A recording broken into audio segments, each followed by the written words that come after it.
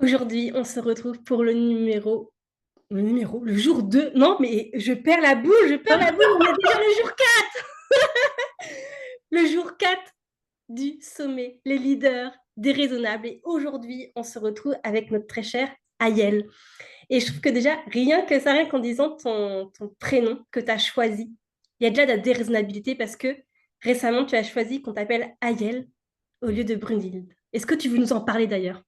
Mais oui, je vois que cette histoire intéresse beaucoup et à la fois ça paraît déraisonnable et en fait c'est extraordinaire de choisir son prénom. Alors, je l'ai choisi et pas choisi, on va en parler. En tout cas, c'est un prénom que j'ai reçu dans une cérémonie il y a 1 an et demi et j'ai choisi d'en changer parce que il était temps pour moi d'incarner une autre vibration, une autre fréquence, de choisir mon identité, qui je voulais être, et cesser de trimballer un peu toutes les casseroles associées à mon autre prénom, qui est un prénom très beau, mais que personne ne sait prononcer, et que j'avais eu l'impression pendant toute ma vie qu'à chaque fois que je partageais mon prénom, ça créait une séparation avec le monde parce que il y avait soit toujours une erreur d'orthographe, soit la question sempiternelle, ah mais c'est très joli, mais d'où ça vient? C'est la première fois que j'entends ça, etc. Et en fait, ça me faisait sentir très étrangère. C'est aussi un prénom qui a une histoire. Moi aussi, en tant qu'humaine, j'ai une histoire. Et là, je déménageais il n'y a pas très longtemps après beaucoup d'aventures nomades, etc. J'ai choisi de m'ancrer quelque part. Dans ce déménagement, j'ai laissé partir beaucoup de choses, 25 ans d'écriture, tous mes meubles, tout. Et j'ai eu cette phrase de Neil Donald Walsh qui est revenu et qui disait, en fait, quand tout change, changez tout. Et je me suis dit, en fait, ce prénom que j'ai reçu il y a 1 an et demi, il est temps que je l'incarne. Et donc, je suis passée de Brunehilde, la viking, la guerrière viking, à Aiel, la puissance de l'éclair qui allume la lumière dans les ombres. Et c'est vraiment aussi ce que je suis venue apporter au monde. Donc, ça me va super bien. Voilà. Et tu vois, je trouve ça aussi dingue les synchronicités parce que ce matin, je sais pas pourquoi, j'ai senti l'appel pour expliquer. En fait, il y a deux Audrey qui se sont offerts le bundle déraisonnable. Je me Mhm. dis que moi, deux Audrey, tu vois, en très peu de temps, en laps de temps hyper court. Donc je me suis dit, bah, je vais aller voir c'est quoi en fait la signification de ce prénom. Et j'ai vu il y avait le mot noble et puissance, tu vois, qui est revenu. Oui, et ben c'est tout à fait ce que tu incarnes aussi, la noblesse, la puissance. En fait, ce qui est intéressant, et c'est aussi de ça qu'on va parler aujourd'hui, Hmm. c'est chaque chose que l'on va choisir dans notre vie porte une vibration, une fréquence. Alors, il y a des choses qu'on n'a pas choisies, il y a des choses qu'on peut choisir, et notre liberté d'être et finalement notre déraisonnabilité, pour moi, va venir dans la liberté de choix qu'on va se donner, en fait. Ce n'est pas parce que on nous a dit, tu t'appelles comme ça, t'es né là, tu dois faire ça, tu vas faire ci, qu'on doit le faire, en fait. On a notre libre arbitre, la vie, le mystère du vivant nous a donné un libre arbitre pour que justement on puisse expérimenter le droit euh, de choisir et de vivre notre vie comme on l'entend en fait. Et même si, et c'est ça qui est un peu le paradoxe de tout ce dont on va parler aujourd'hui, même si on a toujours ce choix et cette liberté, en fait, notre âme, donc la partie plus mystérieuse en nous, nous pousse à aller vers ces choix. Parce que finalement, mes parents m'ont nommée Brunehilde, j'ai choisi de m'appeler Ayel, mais encore une fois, ce prénom, je l'ai reçu dans une cérémonie chamanique assez intense, qui a dit qu'en fait, quand je suis venue au monde, je m'appelais pas finalement Ayel et que c'est juste mes parents qui n'ont pas entendu le bon prénom. Et peut-être que moi, je suis dans ma déraisonnabilité, en fait, je suis revenue dans ma vérité, en fait. Et c'est toujours cette histoire-là de finalement déraisonnable par rapport à quoi? Est-ce qu'on n'en a pas marre aussi que ce soit la raison qui régisse notre monde? Et est-ce qu'on n'est pas là aussi, notre génération et toutes ces femmes entrepreneurs, leaders d'aujourd'hui, on est là pour ramener de la magie en fait. On est là pour ramener du possible et on est là pour dire, mais en fait, peu importe ce que vous en pensez, moi j'ouvre un chemin qui n'a jamais été ouvert et c'est le chemin de ma vérité. Et c'est le chemin de la magie en fait. Donc voilà. J'en profite pour rappeler encore une fois que oui, en fait, l'énergie de la déraisonnabilité, c'est en fait indexé à toi, à qui tu es. Donc, on a toute notre propre manière d'incarner, de vivre cette déraisonnabilité. Donc, toi, ça a été ton prénom, mais ça peut être sous plein de formes différentes, en fait. Mais moi, je suis quelqu'un de profondément déraisonnable. Et en fait, hier, j'étais invitée à un événement pour partir, pour partir aux États-Unis là, fin novembre. Et je sais déjà que une des raisons pour lesquelles je vais à cet événement, c'est parce que je vais incarner l'ingérabilité, en fait. Moi, il y a de la musique et en fait, je mets le feu, en fait. C'est mon identité, c'est ce que je choisis d'apporter, en fait. Et moi, ça ne m'intéresse pas d'attendre de voir ce qui va se passer. Moi, je suis là pour vivre dans l'instant. Et ça, c'est déraisonnable parce que quand on réfléchit, finalement, bon, moi, je travaille beaucoup sur les structures extérieures qui impactent finalement notre manière d'être et qui nous empêchent de nous exprimer comme on a envie. Et finalement, on vient au monde dans une société qui nous décale un petit peu de notre spontanéité. Parce que qui nous amène encore une fois dans cet espace de... Enfin, moi, dans déraisonnabilité, ça me ramène forcément au mental. Finalement, être déraisonnable, pour moi, c'est sortir du mental. C'est revenir dans son cœur et c'est suivre les élans de son cœur. Donc, revenir vraiment dans l'élan de vie, la spontanéité de l'instant et amener au monde peut-être pas quelque chose qui sera réfléchi et qui peut l'être en fait. Après, les élans de vie, on peut les structurer, on peut leur donner un sens, mais c'est déjà de ramener de la vie dans le monde qui a besoin de vivants, en fait. Notre monde a besoin de vivants. On a besoin de gens qui y vont, qui se disent, yeah, mais moi, je suis vivante, je suis en vie et j'ai envie d'amener les personnes à être en vie avec moi, en fait. Et on ne crée pas des entreprises pour s'enfermer dans des cases.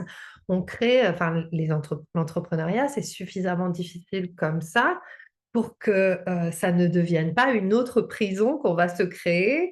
On crée des entreprises pour au moins avoir la liberté d'être soi, parce que pour moi, c'est un véritable chemin d'initiation, en fait, ces chemins qu'on prend et cette déraisonnabilité. Et tu vois, ce qui est impressionnant avec ce mot déraisonnabilité, c'est qu'il y a aussi des personnes qui m'ont dit que, au contraire, être déraisonnable, c'est quand je ne suis pas alignée. Ben, en fait, pour moi, ce sont... Alors, après, moi, je parle plutôt du point de vue spirituel. Moi, mon métier, il est spirituel et Mm. vraiment, je suis leader spirituel autoproclamé, on va dire. Et vraiment, c'est mon but, c'est de ramener les personnes dans l'espace du cœur. Parce que quel est le seul espace qui est illimité en nous? C'est le cœur. En fait, la seule chose en nous qui est illimitée, c'est l'espace de l'amour en soi, l'espace de la vérité, qui n'est pas si facilement accessible parce que, encore une fois, c'est pas ce qu'on va éduquer. Et donc, pour moi, les personnes, parce qu'il me semble que j'ai vu passer certaines personnes qui ont répondu à cette question que tu posais, pour moi, les personnes qui ont peur de ce mot déraisonnable sont des personnes qui sont encore très formatées et qui pensent encore qu'il y a une voie qui doit passer par la raison, que la vie passe par la raison. Mais en fait, encore une fois, la vie n'est pas raisonnable. Quand on regarde un jardin, j'ai la chance d'avoir un jardin, la manière dont les plantes poussent, il n'y a pas de structure, enfin, il y a une structure, mais qui n'est pas celle du jardin à Versailles où tout est bien à sa place, tout est bien coupé. Si tu laisses un jardin vivre, en fait, les plantes vont trouver leur harmonie en suivant leur propre parcours. Et parfois, le parcours, il est complètement alambiqué. Parfois, il y a des arbres qui poussent tout droit. Et, euh, et en fait, il n'y a pas de règles. Et je pense que peut-être ces personnes qui t'ont envoyé ces choses ont peut-être, et ça faudrait qu'elles nous répondent pour ça, mais vivent peut-être encore trop dans des règles et dans l'attente qu'il y ait un schéma tout tracé qui réponde, finalement, qui ressemble à celui qu'elles ont appris. Et ce ne sont pas forcément des personnes qui souhaitent désapprendre, parce que être déraisonnable, encore une fois, pour moi, c'est aussi désapprendre ce qu'on croit tenir pour vrai, parce que tout est évolutif. Et le cœur a ses raisons que la raison ne peut pas comprendre, en fait. Et moi, je suis là pour le cœur, je ne suis pas là pour la tête, en fait. Même si, dans mon travail, évidemment, on s'occupe aussi de la tête, mais dans ma déraisonnabilité, pour moi, le mindset, c'est du bullshit.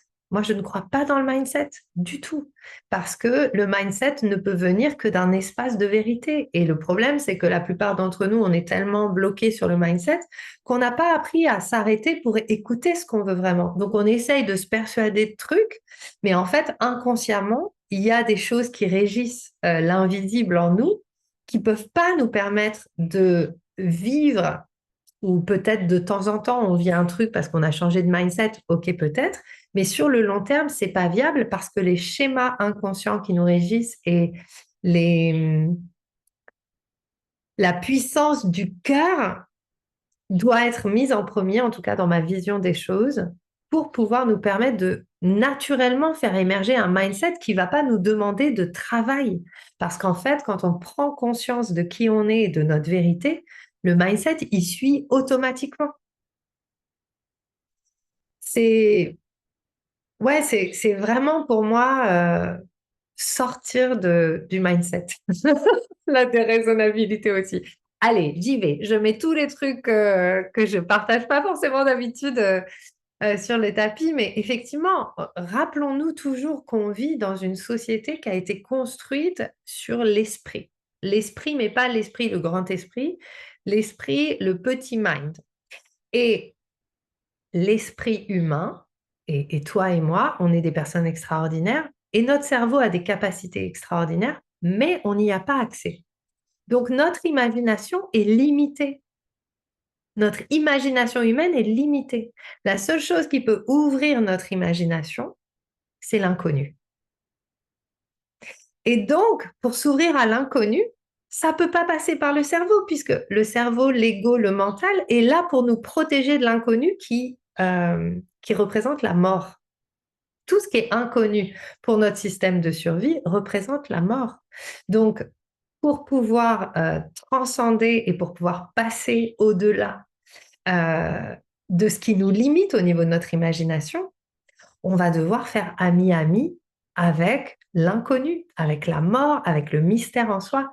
Et ça ne peut passer que par cette fréquence cœur qui n'est pas la fréquence de l'amour au sens où on l'entend, mais qui est la fréquence de la création en soi.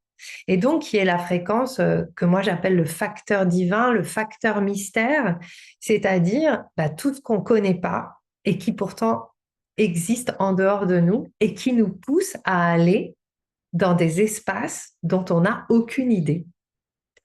Et être déraisonnable, c'est lâcher l'idée qu'on sait vers quoi on va pour s'ouvrir à tout ce qu'on ne sait pas. Et c'est ça qui devient extraordinaire. Et ça ne peut passer que par la foi ou en tout cas la croyance. Mais je ne suis pas en train, quand je parle de foi, je ne parle absolument pas de religion ou quoi que ce soit, hein. C'est important. La spiritualité, c'est une dimension humaine, c'est-à-dire on s'ouvre à quelque chose qui est impalpable, mais qui nous donne envie, en fait. Envie. Et ça passe pas par la tête, ça passe par le cœur. Et c'est le cœur, l'organe le plus puissant du monde, enfin, le plus puissant du monde, le plus puissant du corps, qui génère une fréquence qui, lorsque on est bien connecté à son cœur, cette fréquence, elle va créer comme si vous avez déjà vu, ça s'appelle le torus. Donc, c'est une espèce de fréquence comme ça qui entoure le corps, une fréquence énergétique. Et cette fréquence, elle peut grandir. Et ça fait comme une espèce de, quand on est vraiment aligné à notre fréquence du cœur, à notre connexion intérieure, ça fait comme une sorte de bouclier. Et là, on peut marcher vers l'inconnu. Parce qu'on se dit, ben, moi, je suis connecté à mon cœur. Il y a quelque chose qui me fait avancer vers ça. Je ne sais pas pourquoi j'y vais, mais j'ai confiance.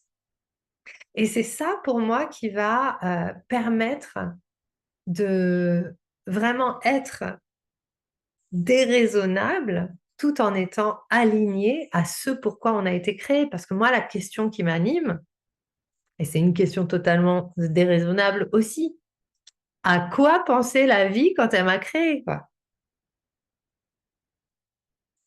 pourquoi j'ai été créée comme je suis, pourquoi tu as été créé comme je suis. On n'est pas les mêmes personnes, on n'a pas la même forme, on n'a pas les mêmes envies, etc. Et chacune de nous, et ça c'est vraiment moi, ma croyance et ce en quoi je crois, chacun et chacune d'entre nous et chacune d'entre vous qui êtes là aujourd'hui, qui êtes une leader déraisonnable, vous avez été créé de manière unique pour participer à l'évolution collective à votre manière. Ce que vous apportez, il n'y a que vous qui puissiez l'apporter puisque vous êtes la seule personne qui êtes vous-même dans cette vie. Vous êtes la seule à avoir vécu votre histoire et donc à avoir vos qualités, à avoir développé votre force de caractère telle que vous êtes. Et vous êtes la seule avec, même si vos rêves ressemblent aux rêves d'autres, vous êtes la seule à avoir ces rêves-là. Et pour aller presque plus loin, souvent on dit, nous, on a des rêves, donc quels sont nos rêves pour le monde, etc. Mais un peu avec toujours cette idée que l'être humain, c'est un peu le tout-puissant, il est là, il est sur Terre et il a des rêves, donc c'est lui qui porte tout. Et moi qui viens d'une tradition chamanique du Pérou, donc de la Pachacuti Mesa des Incas du Pérou, euh, j'ai vraiment été amenée à ressentir dans mon corps, et j'ai vraiment ressenti dans mon corps, dans mon initiation, qu'en fait, mais moi, je suis le rêve de qui? Je suis le rêve de la Terre, en fait. Donc, si je suis venue ici aujourd'hui, en tout cas dans mon système de croyance, c'est parce que la Terre a besoin que j'incarne ce fil qui ne peut être que le mien. Et en incarnant ce fil qui est le mien, je permets à d'autres d'incarner le leur. Toi, tu permets à d'autres d'incarner le leur. Chacune, on incarne ce pourquoi on est là. Il peut y avoir aucune concurrence. C'est comme si dans le jardin, il n'y a pas de concurrence. Tout le monde est là ensemble, en fait. Et tout le monde pousse l'un avec l'autre. Et c'est comme ça qu'on fait évoluer le collectif, parce que pour moi, dans être un leader déraisonnable aussi, aujourd'hui, il y a à reconsidérer l'idée que on n'est pas là que pour nous, on a une responsabilité, et ça peut paraître un peu antinomique, mais en fait, c'est avoir la folie de croire que chacune d'entre nous, on a un rôle à jouer pour la Terre, pour l'évolution collective, pour être au service du vivant, en fait, parce que le vivant a besoin qu'on le respecte aujourd'hui. Et ça commence par nous en tant qu'êtres humains, mais ça commence aussi par le vivant, par les autres êtres humains, mais aussi les animaux, la nature. Et, et on est là pour apporter, je pense, ce changement de conscience. Et on est venu justement encoder, et ça c'est un mot que j'aime bien, comme si on était des ordinateurs. On est des ordinateurs conçus avec un processeur qui fonctionne comme ça, un écran 16 pouces qui fonctionne comme ça, donc des yeux qui vont voir certains trucs, une rapidité d'exécution plus ou moins en fonction de comment on a été conçu. Et quand on arrive sur Terre, alors après, je vous raconte ma vision des choses. Évidemment, ce n'est pas une vérité, c'est ce qui me soutient. Et chacune d'entre nous, on est appelé à chercher ce qui me soutient. Mais ma vision des choses, c'est que quand j'arrive, je suis un ordinateur vierge qui fonctionne super bien. J'ai été encodé et créé par l'énergie des planètes au moment où je viens au monde. Je suis soutenue par, on va dire, l'alignement de tel ou tel truc. J'arrive à un moment M dans l'histoire grand H en tant que moi-même. Et qu'est-ce que je suis venue, qu'est-ce que je suis venue processer en tant que super ordinateur humain? Et qu'est-ce que je suis venue créer? Et surtout, est-ce que les programmes qui vont entrer dans mon ordinateur et qui vont m'être implantés au fur et à mesure de ma vie, est-ce qu'ils me correspondent vraiment? Est-ce que c'est ceux que j'ai envie d'utiliser toute ma vie? Ou est-ce qu'il n'y a pas des petits cleans à faire de temps en temps parce que en fait, c'est pas à mon service d'avoir tel programme qui tourne en boucle derrière.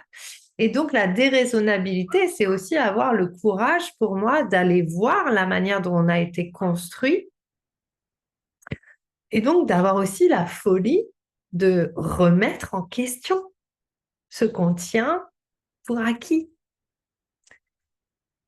Euh, Comme on disait, le changement de nom, bah, c'est comme si, pour moi, ce changement de nom, j'ai effacé tous mes programmes historiques, j'ai effacé tout mon cache de mon ordinateur, j'ai effacé tout ce par quoi je me définissais avant, même si, évidemment, mon histoire, c'est mon trésor aujourd'hui. C'est ce qui me permet d'être là, j'ai plein d'anecdotes, j'ai vécu plein de trucs, j'ai eu plein de vies, etc. C'est super. Mais je ne me définis plus par ça. Parce que, en fait, à chaque instant, je peux redevenir vierge si je veux. Je peux redevenir telle que la vie m'a conçue.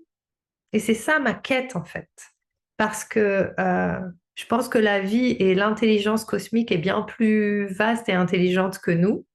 Et qui je suis, moi, pour remettre en question la beauté du vivant, la beauté de la manière dont la vie m'a créée, en fait. Et du coup, tout ce que j'ai pris dans ma vie et qui a été conditionné par ces programmes qu'on m'a implantés et que du coup j'ai jugé en me disant oui, bah, je suis trop comme si, je suis pas assez comme ça en fait, non. Tout ça, c'est devenu mes forces. Tout ça, c'est devenu, bah non, mais la vie, elle m'a mis ça, comme ça. En fait, si je regarde mon thème natal, j'ai j'ai Uranus en Scorpion maison 12, mais en fait, bien sûr que je suis venue disrupter les inconscients. Bien sûr que je suis venue travailler dans les profondeurs, que je suis pas venue juste pour être la spiritualité, tout est lumière, kumbaya, c'est pas du tout mon truc. Moi, ce qui m'intéresse, c'est vraiment la vulnérabilité, c'est accueillir les ombres, c'est c'est aussi questionner, toujours et encore questionner les choses qui nous font passer à côté de la véritable profondeur de notre humanité, en fait. Tu vois, il y a vraiment ce truc de, parfois, on veut tellement montrer quelque chose, prouver quelque chose à nos parents, à la société, à nos collègues, à nos consoeurs, à notre mari, à nos enfants, bah, qu'en fait, on se rend pas compte que on remet notre pouvoir à d'autres que nous. Et ça, c'est vraiment ce qui m'intéresse, parce que je pense que par exemple, les chefs d'entreprise ou les personnes qui créent quelque chose qui n'a jamais été créé avant, on le voit, on le rencontre hyper souvent, ce moment où en fait ça prend de l'ampleur. Et puis d'un coup, il y a ce doute qui arrive, où il y a ce mécanisme inconscient qui arrive de survie, où il y a un truc qui dit ah mais non, là en fait ça va pas le faire. Ou alors des gens qui réussissent comme moi, ça a pu m'arriver et ça a été ma meilleure initiation de lancer ma boîte, que ça cartonne et derrière de faire faillite et de tomber en dépression. Bah en fait, à ce moment-là, il a fallu que j'aille chercher autre chose que juste non, mais je suis là pour gagner de l'argent et puis montrer que je suis bonne à ce que je fais. Il fallait que j'aille réinscrire ça, que j'aille réinscrire ma démarche dans quelque chose de bien plus vaste que ça, pour remonter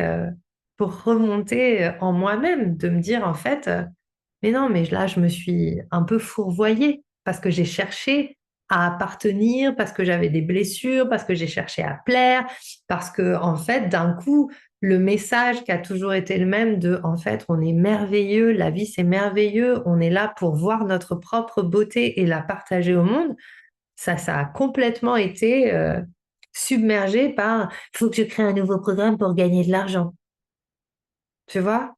Et en fait, la vie, la société nous éduque à gagner de l'argent, en fait. Mais gagner de l'argent, c'est super, et moi j'adore l'argent, il n'y a pas de problème. Je vis dans le luxe et tout, j'adore ça. Mais gagner de l'argent, pourquoi? Si c'est déconnecté de ton cœur, en fait. Et si c'est juste pour appartenir à une société qui, en plus, et là, bah, ça c'est aussi ma vision plus astro, human design et tout, qui est invitée à être complètement repensée, refaite et qui va collapser. On ne sait pas ce que sera demain, en fait. Et on ne peut pas vivre notre vie en imaginant que le système et les systèmes dans lesquels on vit resteront toujours les mêmes, parce que la vie, c'est évolutif. Il n'y a jamais rien qui reste la même chose. Donc, si on ne développe pas ce retour à cet encodage d'origine qu'est le nôtre, c'est-à-dire ce retour à cette question, à quoi pensait la vie quand elle m'a créée et qu'est-ce qu'elle souhaitait que j'honore? Parce que c'est une question de honorer, de revenir à quelque chose de sacré, en fait. Qu'est-ce que la vie souhaitait que j'honore en étant moi? Mais là, c'est le long terme assuré. Parce qu'on peut se planter des tas de fois, on recommencera toujours. Et finalement, mon message, depuis que je suis enfant, quand j'ai eu 3 ans, je savais que je voulais être chanteuse. Et je voulais chanter parce que la musique m'a sauvé la vie.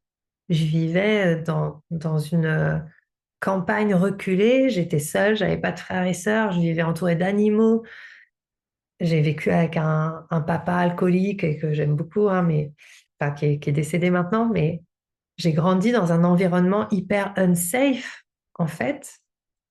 Et la musique m'a permis de croire en moi, en fait. Et donc, je voulais donner ça aux gens.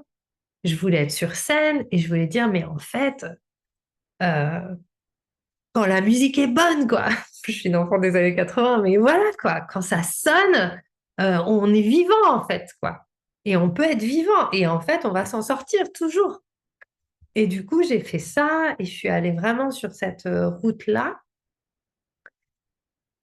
Mais à un moment donné, de la même manière, le métier de musicienne s'est substitué au cœur. Et donc là, moi aussi, je me suis perdue dans ces moments-là. Parce que, euh, parce que j'ai fait beaucoup de choses, parce que j'ai gagné plein de trucs, parce qu'en plus, j'étais déjà un peu extraterrestre dans ma manière de voir les choses et ma façon de penser. Donc, on a été avec un duo qu'on a co-créé. On a été Paris Jeunes Talents en 2004 et ensuite, on a fait beaucoup de tournées, on avait créé un spectacle. Mais à partir de là, c'est devenu un métier et les personnes ont commencé à vouloir diriger notre créativité. Et comme moi, j'avais cette idée que, bah oui, les autres savaient mieux que moi, je me suis laissée embarquer. Et en fait, on a commencé à lisser un peu ce qui était notre talent, en fait, de base, qui était la spontanéité. Donc, on a commencé à rentrer dans la raison, c'est-à-dire, faut qu'il y ait un bon son sur vos enregistrements, faut que sur scène vous ayez des musiciens, alors qu'on avait toujours été deux et que c'était cheap et qu'en fait c'était ça. Et aujourd'hui, quand on voit ce qui cartonne, en fait, c'est aussi ce côté cheap. En fait, c'était notre identité. Et parce que on a voulu écouter la raison, bah en fait, au bout d'un moment, ça s'est dilué. Et c'est pas grave, j'ai fait d'autres choses, j'ai monté d'autres groupes, parce que j'étais toujours dans ce truc. J'avais ce drive qui me disait, mais en fait, je peux changer la vie des gens. Et je sais que très concrètement, c'est pas juste quand je suis sur scène, mais quand je chante, ma voix touche en fait. Et finalement, à travers la musique, j'ai été amenée à New York à rencontrer Gabrielle Roth, avec qui j'ai enregistré un morceau qui avait un label de musique et qui est une enseignante qui a créé la danse des 5 rythmes, qui est quelque chose d'assez connu dans le monde, enfin qui est une référence. Et en fait, on est devenus amis jusqu'à sa mort. Elle est décédée peu de temps après. Et donc, je suis partie à New York et on a enregistré un morceau et j'ai participé à son dernier spectacle. Et en fait, là, je me suis rendu compte, là, il a commencé à y avoir une dissension parce que je me suis rendu compte qu'en fait, je faisais la bonne chose, mais pas au bon endroit. Et qu'en fait, le métier de chanteuse, ou en tout cas le métier de musicienne tel que je le faisais désormais, ne correspondait pas à mes valeurs profondes. Parce que si enfin, mais même faire ce que fait Juliette Armanet, par exemple, que j'adore, c'est très chiant pour moi. La vie de tournée, c'est chiant. Faire les concerts, c'est super. Mais la vie de tournée, en fait, la réalité, c'est que tu montes dans un tourbus, tu voyages toute la journée, tu fais la balance assez tôt souvent, tu attends toute la journée. Alors c'est cool, mais tu vas aller boire des coups, tu vas fumer des joints ou fumer des clopes si tu es avec des gens qui fument. Ensuite, tu vas faire ton concert. Ensuite, il y a toutes les mondanités, là, mais c'est en fait des gens qui t'encensent et ils voient que l'extérieur. C'est pas forcément des gens avec qui tu vas avoir des connexions. Enfin, faut être armé pour ça, en fait. Faut être prêt pour ça. Et en fait, moi, ça me correspondait pas. Donc, ça m'enlevait de la vie. plutôt que ça m'en donnait. Et j'aimais pas passer mon temps. En plus, je suis un peu malade en tourbus et en voiture, donc forcément, c'était pénible au bout d'un moment de faire des tournées. Après, le shot d'adrénaline du concert, c'était génial. Mais ça nourrissait mon ego, ça nourrissait pas mon cœur. Alors oui, bien sûr, j'ai vécu des moments magiques, j'ai rencontré des gens extraordinaires, j'ai fait des choses incroyables, mais ça me nourrissait pas le cœur. Et donc, je me prenais la tête tout le temps. Parce qu'en fait, la raison pour laquelle on se prend la tête dans nos business et dans nos trucs, quel que soit ce qu'on fait, quand vous commencez à voir que vous êtes toujours en train de vous prendre la tête, c'est parce que vous n'êtes pas connecté au cœur. C'est qu'en fait, peut-être, vous n'êtes pas en train de répondre à l'appel de votre âme, à l'appel de votre cœur. Vous essayez de faire quelque chose qui vous ramène encore et encore dans le mental. Et le paradoxe de ça, c'est que parfois, on fait les bonnes choses, mais pas pour les bonnes raisons, simplement. Parce qu'aujourd'hui, je fais moins de musique, je fais toujours, voilà, je fais des cérémonies chamaniques, je fais pas mal de choses. Donc, quand je suis en cérémonie, je joue, je joue du tambour, j'ai une voix très puissante, ça pose vraiment un truc, c'est des vrais voyages, etc. Ça me manque. Et ça ne veut pas dire que c'est terminé pour toujours, mais pour l'instant, en fait, j'ai besoin vraiment d'être à la place pour laquelle j'ai été créée, qui est en fait cet élan premier que j'avais vers la musique, qui est je suis là pour permettre aux gens de ressentir leur beauté, en fait. De se dire, mais en fait, quoi qu'il arrive, on va s'en sortir. D'être connecté à quelque chose de beaucoup plus vaste, de plus puissant, qui est vraiment cette énergie d'amour. Et je crois profondément, une fois j'ai eu une vision c'était hyper drôle, j'ai eu une vision dans un voyage chamanique il y a au moins 12 ans ou quelque chose comme ça. J'étais en initiation sur justement pourquoi je suis là et tout ça. Bon, c'est toujours la question qu'on se pose, hein. Puis ça prend des formes différentes. Mais il y a déjà 12 ans, j'ai eu cette image de Beyoncé et j'étais là pour Beyoncé en fait. J'étais là pour coacher, enfin entre guillemets, coacher Beyoncé. Et en fait, c'était complètement, bah, pourquoi pas, hein. En même temps, j'ai une copine qui fait la lumière de Beyoncé qui habite à Los Angeles, donc why not? Tout est possible. Mais surtout, ce que ça m'a montré, c'est que finalement, moi, je suis au service des étoiles du monde. Je suis au service des leaders du monde et je suis là pour leur rappeler encore et encore la vérité qui les a animés au départ, qui a toujours été là, mais que parfois on oublie.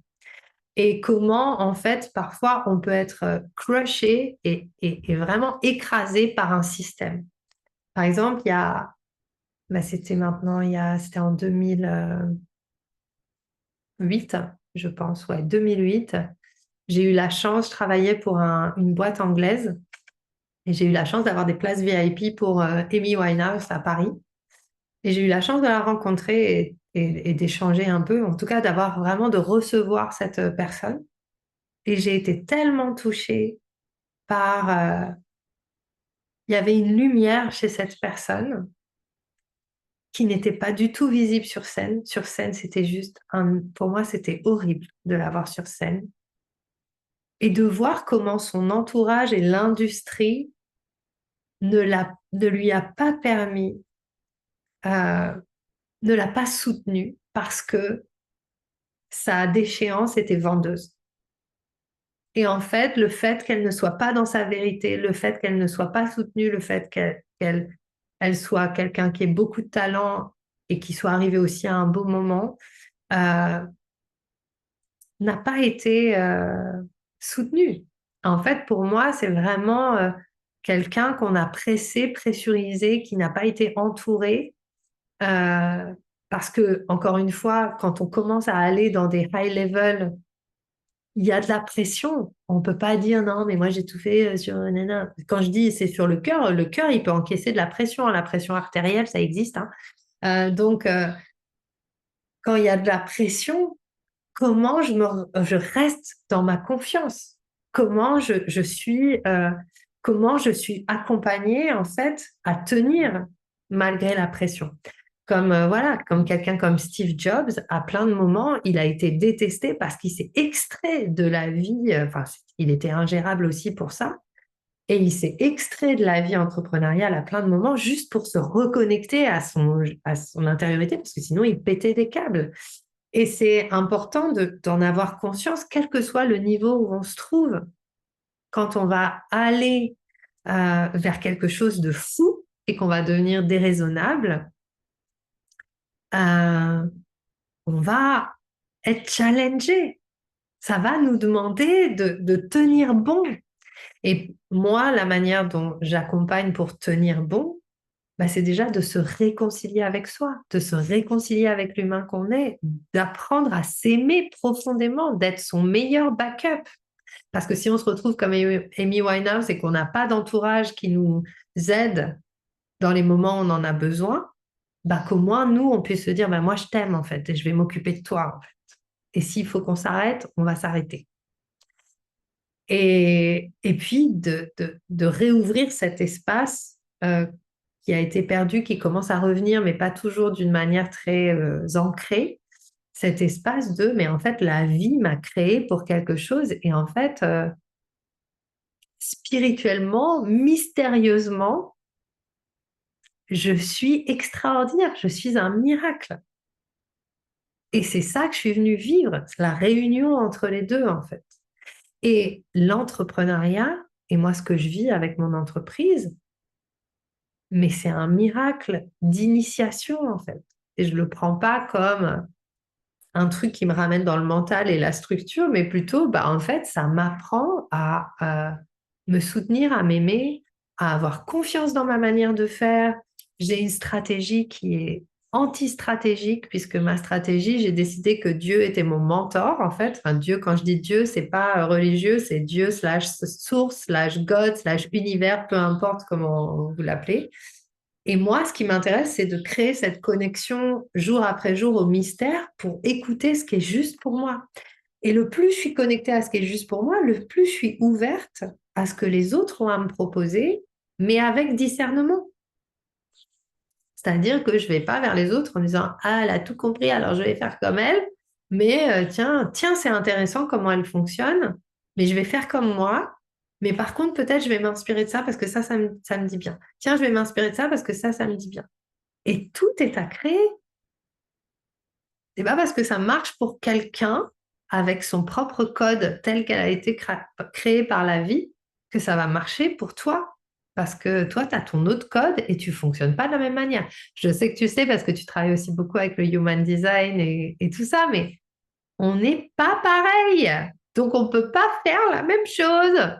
C'est très simple. Voilà. Et justement, pour toi, quand tu dis tu fais le code, bah, c'est cette connexion finalement au cœur, en fait. Exactement. Et C'est cette connexion au cœur et c'est cette faculté à écouter sa vérité. Donc, en fait, c'est cette faculté à mettre de côté tout ce qui n'est pas toi, c'est-à-dire revenir vraiment dans l'origine de qui tu es et créer depuis cet espace-là. Et donc, par exemple, pour moi, aujourd'hui, dire je viens et je fais l'interview et je dis ben, je suis leader spirituel, ça m'a pris 20 ans. Depuis 3 jours où j'ai changé j'ai vraiment décidé d'incarner quelque chose parce que changer de nom, comme on le disait au départ, ça a changé quelque chose. C'est une fréquence. Et ça m'a ramené vraiment à mon origine. Et l'origine de tout ce que je fais, c'est la guérison. Moi, je suis là pour guérir. Ça sonne pas bien en français parce que ça nous ramène toujours à l'aspect hôpital, tout ça. En anglais, ça marche mieux, c'est healer, healing. Et qu'est-ce que le healing? Ça vient d'un mot gaélique qui veut dire rendre entier. Et moi, mon taf, c'est d'être entière et de rendre entier. C'est-à-dire accueillir notre histoire humaine, accueillir le cœur, se reconnecter à l'origine de comment on a été créé, c'est-à-dire pour ça, j'utilise l'astrologie, le human design et les gene keys. Les gene keys étant l'aspect mystique, on va dire, du Human Design. Donc moi, je suis profondément mystique. C'est ma life. Je crois dans le mystère, en fait. Je donne un sens aux choses et j'adore euh, les histoires mystiques. Je suis dans l'extase du vivant. Voilà, j'entends des voix, je suis des trucs. Voilà, ma stratégie, parfois, c'est un peu Jeanne d'Arc. Ah, bon, d'accord, on va faire ça, ok. Et souvent, ça marche. Mais voilà, moi, je fonctionne comme ça. Toi, tu vas fonctionner différemment. On a toutes et tous des traits originels différents. Et on est encodés différemment. Et donc, il y a le cœur, il y a la pratique du cœur énergétique, donc cette énergie, qu'est-ce qui me drive? Donc, en Human Design, tu vois, pour moi, c'est vraiment ce côté, le cœur égo, en fait, c'est-à-dire la volonté. Il y a quelque chose qui m'amène inexorablement vers ma destinée. Et puis, il y a tout l'aspect, le corps émotionnel, le corps physique. Le corps physique, mais c'est le portail vers l'infini, le corps physique, parce qu'on n'en a pas trop parlé. Mais qu'est-ce qui nous permet de revenir dans le cœur? C'est d'oser ressentir dans son corps. Parce que le cœur, il est dans le corps. Donc, on va activer notre énergie en revenant dans la danse. Je sais que tu as expérimenté un peu avec moi les rituels en mouvement, etc. Et pourquoi c'est intéressant de revenir à la danse? Parce que moi, je peux vous parler et vous raconter plein de choses, mais il n'y a que vous qui allez pouvoir ressentir ce qui est vrai pour vous.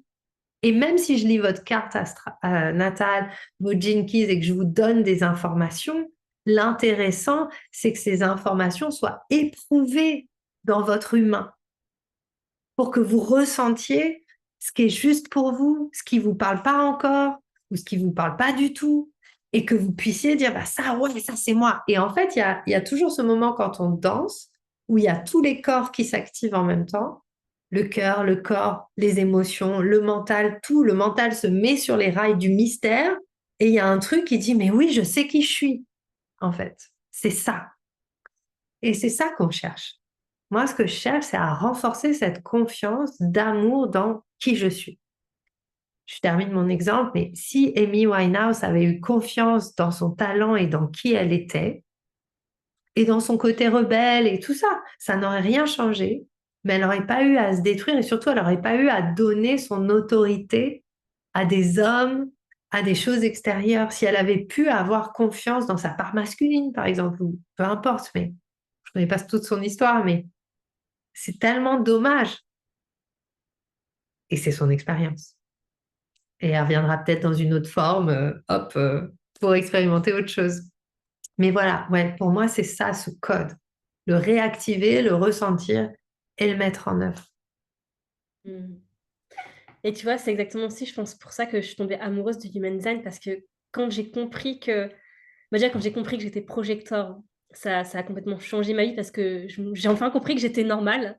J'essayais de rentrer dans des cases alors que, bah, non, j'étais juste normale. Tout ce que j'ai vécu enfant, c'était juste que je m'écoutais, tu vois? Et ça qui évoque le human design parce que pour moi, tu retrouves, bah, cet état, originel, cet état naturel, en fait, que tu incarnais pleinement enfant et que tu as perdu, bah, avec justement, bah, les conditionnements de la société, les conditionnements extérieurs, en fait. Exactement. Et moi qui suis projecteur aussi, du coup. Et ce qui m'a beaucoup aidé avec le Human Design et ce qui m'aide particulièrement, parce que les portes du Human Design, je les étudie plus à travers les Gene Keys, ça me parle plus, mais parce que je suis projecteur 6-2. Donc j'ai le 6-2, le côté mystique, le côté ermite, le côté raconter des histoires, parler, faire de mes expériences, en fait, ma sagesse, parce que finalement, ce que je transmets, ce ne sont que des choses que j'ai vécues dans mon corps. Et c'est vraiment ce qui m'a aidé aussi dans le Human Design. Quand j'ai appris que j'étais projecteur, euh, j'ai cessé de vouloir lutter, en fait. Il y a une lutte qui est tombée, en fait. J'ai cessé de vouloir prouver aussi parce que les projecteurs, après là, je suis en train de créer un programme justement spécial pour les projecteurs en mouvement pour vraiment accepter de se reconnaître. Et c'est notre difficulté, en fait, de nous reconnaître dans nos talents. Après, ça touche tout le monde, mais spécialement encore plus les petits enfants projecteurs. qui entendent des voix ou qui font des trucs ou qui sont connectés, où il y a plein de choses qui sont naturellement là, qui voient à travers les gens, qui sont capables de lire une personne comme ça, mais qui sont pas capables de le reconnaître et qui sont pas capables de reconnaître leur propre talent, en fait, qui vont voir le talent des autres, mais pas le leur. Et c'est aussi ce qui m'anime tellement, en fait. Moi, je suis là pour que les gens voient leur beauté. C'est la voix de la beauté qui m'anime. C'est vraiment ça. Et pour moi, c'est ça qui change le monde. Mon maître, mon maître chamanique, Don Oscar Miro Quesada, a une phrase que j'adore et il nous dit toujours, mais en fait, le monde n'a pas besoin d'être sauvé, le monde a besoin d'être aimé. Et moi, je suis là pour aimer le monde. Et quand je regarde justement mes Gene Keys ou quand je regarde mon astro et tout, ben en fait, j'ai tous les marqueurs. Enfin, moi, je suis là pour le mysticisme. Donc, c'est vraiment cette connexion à ce que je connais pas. Et dans ma vie, j'ai rencontré beaucoup de fois la mort, j'ai fait des cérémonies d'enterrement, j'ai fait plein de choses. Enfin, voilà, j'y suis allée, quoi, hein. J'ai vécu les expériences et tout. Et c'est cette relation à l'inconnu qui m'a permis de développer l'humilité nécessaire pour aimer, en fait. Parce que ce qui est important aussi de comprendre, c'est que pourquoi on vit dans un monde raisonnable? Parce que la raison nous maintient dans une sécurité, parce que la réalité, c'est que on ne sait pas aimer et on n'a pas encore l'humilité en tant qu'humanité de le reconnaître. Et c'est une des choses qu'on a à développer, c'est avoir l'humilité de reconnaître ce qu'on ne sait pas faire encore. Et là, c'est plus individuellement aussi. Et et développer de la compassion pour ces endroits-là où on ne sait pas encore, où on est dans le doute, où, enfin, encore une fois, pour moi, c'est tellement ça qui est plus intéressant en fait. Ce que vous cherchez de plus extraordinaire va venir de tous les espaces où vous ne voulez pas aller voir finalement.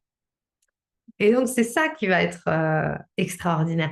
Et on a été créé avec tous les outils nécessaires pour faire de nos charbons des diamants, en fait, pour faire de notre bouffe un lotus qui s'épanouit dans le...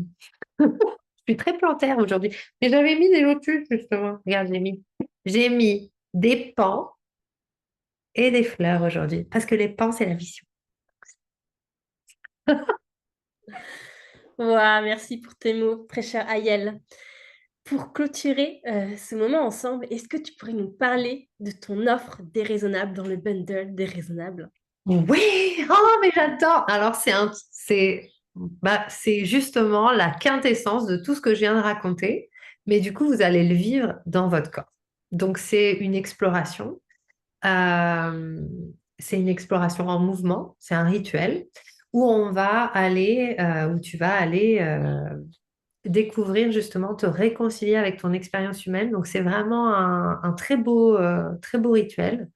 Tu vas dans ton expérience humaine et on va aller se reconnecter aussi dans le mouvement à ton facteur divin et réunir ça entre les deux et faire se communiquer les deux. Donc, c'est une activation énergétique en mouvement. On a beaucoup pleuré, donc c'est un replay, c'est un enregistrement. Quand on l'a vécu, je m'en souviens très bien. En fait, le signe, la structure géométrique, j'aime beaucoup les structures géométriques qui régissent ce rituel, c'est le signe de l'infini. Et ma vision de l'infini, c'est vraiment qu'il y a notre expérience humaine d'un côté qui repasse par le centre. De l'autre côté, il y a le facteur divin. Et nous, on est venu activer le point miracle entre les deux. Donc, c'est vraiment cette activation du point miracle. Et c'est oser se laisser soutenir par ce qu'on ne connaît pas, par l'inconnu, slash source, slash God, slash whatever, ta God quality, quoi, ce que tu veux, comment tu veux l'appeler. Là, ça peut être la nature, hein. La nature, c'est très mystérieux. On ne sait pas comment la nature pousse quand même. Et on ne sait pas comment les humains grandissent. Donc voilà, c'est s'abandonner à cet espace-là pour soutenir justement la connexion au cœur. Et c'est un très beau moment et ouais, c'est une belle exploration. C'est vraiment très chouette. Moi, ça a vraiment changé beaucoup de choses parce que il était parti vers quelque chose et finalement, parce qu'on a fait cette exploration il y a peut-être 3 mois. Et finalement, bah, tout ce que j'ai mis en place aujourd'hui découle aussi vraiment de ce processus. Donc ça, ce n'est pas pour tout le monde, ce n'est pas pour celles qui ne veulent pas changer. Merci de le rappeler. Et tu vois, c'est marrant parce que moi, quand tu parles de cette expérience, j'ai l'énergie de l'eau et l'énergie de la baleine qui est là. Voilà. La baleine, mon petit chouchou. Oui, la baleine est une énergie enfin une énergie, un animal avec qui j'aimerais beaucoup danser. On a des tourterelles qui sont en train de se battre derrière, c'est la saison de l'accouplement. Tada, la réunion. Et oui, et la baleine est un des animaux totems de la Pachacuti Mesa. Et notamment, la baleine, c'est vraiment la porteuse d'histoire.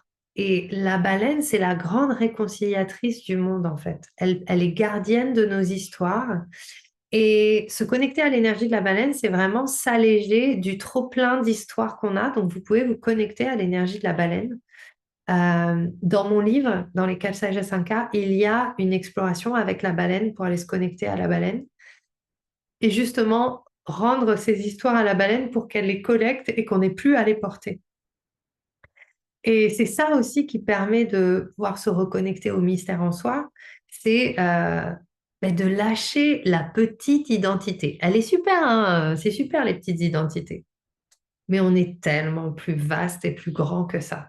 Donc, s'ouvrir à l'illimité, c'est redonner la place à l'inconnu de s'exprimer à travers nous. La vie souhaite créer à travers nous et on doit lui laisser la place. Et c'est vraiment ça pour moi, le facteur divin. Merci, très chère Ayel. Donc, on va clôturer ce live maintenant. Et moi, je vous retrouve pour le prochain live où on va être avec Lou. Donc, Lou, qui est la directrice d'une école de pole dance et de cerceau aérien et qui est aussi artiste performeuse, qui va nous parler de sa déraisonnabilité. Trop bien. Merci infiniment à toi. Bravo pour tout ce que tu as mis en place et ce magnifique sommet. Merci pour ton invitation. C'était vraiment une joie, grand plaisir. Et soyez déraisonnables. Yeah, on finit sur ces mots-là.